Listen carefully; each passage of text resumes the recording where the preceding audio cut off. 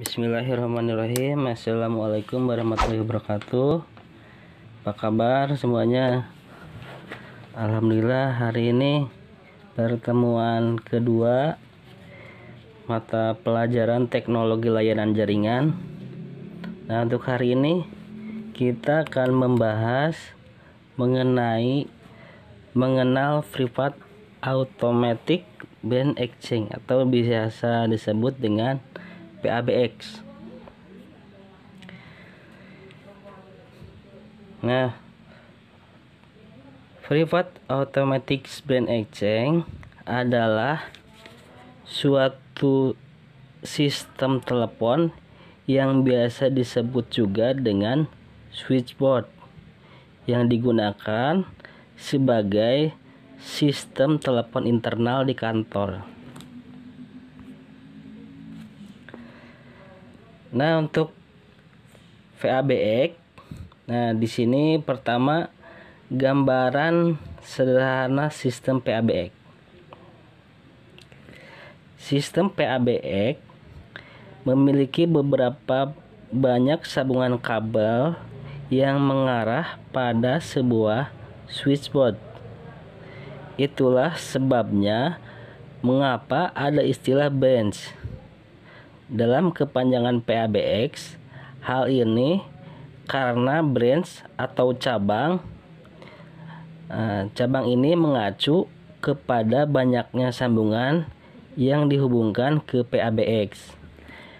Alat PABX merupakan teknologi yang canggih karena dapat digunakan sebagai telepon, sebagai modem dan mesin fax, serta bisa digunakan sebagai alat komunikasi internal karyawan di sebuah kantor.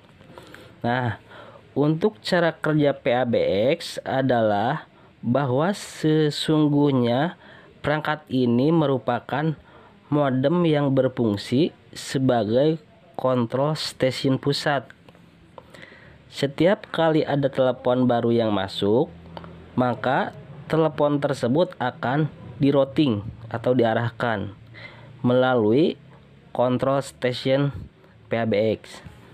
Nah, karena di dalam sistem PABX tersebut telah dimasukkan kode tertentu untuk setiap nomor telepon di kantor atau untuk setiap extension. Telepon masuk tersebut akan diarahkan ke tujuan yang tepat dengan menggunakan kode tersebut. Nah, selanjutnya contoh kegunaan PABX di kantor. Nah, untuk PABX juga dapat diprogram sehingga akan muncul greeting otomatis setiap kali ada telepon masuk dalam sebelum diarahkan ke tujuan yang bersangkutan. Kalau greeting itu kan ucapan selamat gitu ya. Nah, untuk tujuan fungsi fax gitu. Jadi itu ketujuan bersangkutan atau tujuannya fungsi fax. Kita dapat memprogram sambungan yang melalui kontrol stasiun tersebut menuju ke sebuah mesin fax atau bahkan ke berbagai nomor tujuan fax. PABX modern bahkan dapat diprogram dengan sistem komputer untuk melacak setiap telepon masuk dan telepon keluar. Sistem ini bahkan bisa diatur siapa saja yang boleh melakukan hubungan telepon ke tujuan tertentu. PABX juga bisa digunakan untuk mengetahui penggunaan telepon karyawan yang tidak semestinya. PABX juga dapat digunakan sebagai auto attendance yaitu fitur yang mengarahkan penelepon masuk ke tujuan tertentu secara otomatis. Fitur ini terutama sangat cocok untuk bisnis skala besar yang selalu menerima telepon masuk dalam jumlah besar setiap harinya. Nah, kita juga dapat melakukan conference call menggunakan PABX. Nah, untuk yang ketiga ada tipe dan jenis PABX. Nah, untuk tipe dan jenis PABX, nah di sini ada beberapa bagian. Nah, yang pertama ada PABX digital. Nah, PABX digital adalah PABX yang mempergunakan pesawat digital untuk extensionnya. Pesawat digital ini umumnya telah mendukung beberapa fitur seperti conference call, VRT, dan sebagainya. Memiliki tombol line flexible button. Nah, pesawat digital hanya bisa dipasangkan dengan PABX yang sama dengan merek atau tipe atau jenis pesawat digital itu sendiri. Nah, kemudian yang kedua untuk tipe atau jenisnya ada PABX analog. PABX analog adalah PABX yang hanya mendukung pesawat telepon biasa seperti telepon rumah ya. Kebalikan dari PABX digital. Nah, umumnya fiturnya sangat sederhana. Nah, kemudian yang ketiga ada PABX hybrid. Nah, kalau PABX hybrid adalah PABX yang bisa menggunakan telepon digital dan analog pada port extensionnya. Nah, kemudian yang selanjutnya yang keempat ada IP PABX. Nah, untuk IP PABX adalah perangkat switching komunikasi telepon dan data berbasis teknologi Internet Protocol atau IP yang mengendalikan extension telepon analog atau TDM ya, maupun extension IP iPhone. Nah, fungsi-fungsi yang dapat dilakukan antara lain menyambungkan, pengendalian, dan pemutusan hubungan telepon, translasi protokol komunikasi, translasi media komunikasi atau transcoding. Nah, serta pengendalian perangkat IP telepon seperti VoIP gateway, access gateway, dan trunk gateway. Solusi berbasis IP PBX merupakan konsep jaringan komunikasi generasi masa depan atau dikenal dengan istilah NGN, Next Generation Network, yang dapat mengintegrasikan jaringan telepon konvensional yang biasa disebut PSTN atau POTS, jaringan telepon bergerak GSM atau CDMA, jaringan telepon satelit, jaringan codeless, dan jaringan berbasis paket IP atau ATM. IP PBX membawa kemampuan multilayanan di jaringan IP ke dunia komunikasi telepon, sehingga memungkinkan semakin banyak layanan komunikasi yang dapat berjalan di atas jaringan IP. Multilayanan tersebut adalah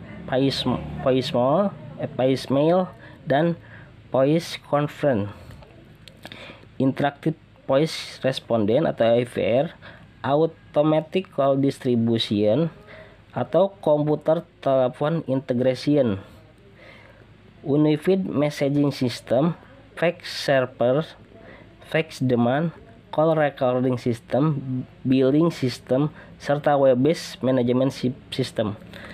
Nah, IP PABX dapat mendukung antarmuka terang analog VXO atau VXS, digital S1, MFCR2, ISDN BRI, ISDN PRI itu, dan analog T-Line E dan M. Selain itu, IP PBX dapat mendukung antarmuka extension analog FXO, extension digital ISDN, interface BRI dan TCP IP H.323 SIP IAX.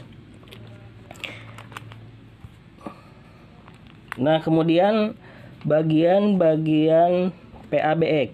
Nah, untuk bagian PABX diantaranya ada kabinet rak, kemudian ada power supply, ada lagi extension card, ada trunk card, dan ada option card. Nah, kemudian yang kelima, fitur dan layanan PABX. Nah, ada automatic route selection, account code, absent message, terus ada background musik, budget management, basi on basi, class of service, call back, call forward, call transfer, call pick up, data line security, delay ringing, X-log, emergency call, external BGM, flexible numbering, greeting message, hunting group, incoming group, hunting group, line monitor, manage function, paging group, SMDR, dan interkoneksi PABX. Nah, untuk pengertian interkoneksi PABX adalah gabungan dua atau lebih PABX menjadi satu sistem kesatuan. Fungsinya untuk menghemat biaya. Contohnya, jika sebuah perusahaan memiliki kantor pusat dan cabang yang mungkin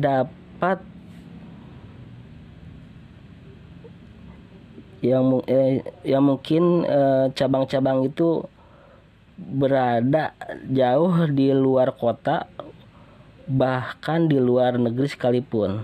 Nah, dengan disatukan sistem PABX, maka untuk menghubungi cabang melalui telepon tidak memerlukan biaya pulsa, cukup komunikasi internal saja. Nah, kemudian untuk merek dan tipe PABX, nah ada yang merek Panasonic, tipenya A series, HB series, HT series, TA series, B9 series, TDN series, TD500 series, HX series, TDA series, TDS series, DBS series, NCP series. Nah, kemudian ada yang dari Next series, IPS series, Aspila Topaz, Aspila IX. Nah, kemudian ada lagi yang dari Nitsuko. Nah, kalau dari Nitsuko tipenya TX308. Nah, ada lagi dari LG. Kalau dari LG tipenya Arya Soho IPLDK. Nah, kemudian ada dari Goldstar, kemudian dari Transtel. Nah, kalau dari Transtel TDS 600 series. Nah, kemudian dari Siemens ada Hypad series. Nah, kalau dari Alcatel ada Oxolite 32, Oxolite 48. Nah, untuk aksesoris PABX atau peralatan pendukung ada automatic attendance, PABX software billing system, dan main distribution frame. Nah, sampai di sini pertemuan hari ini untuk materi administrasi infrastruktur jaringan. Mudah-mudahan bisa dipahami. Sekian. Wassalamualaikum.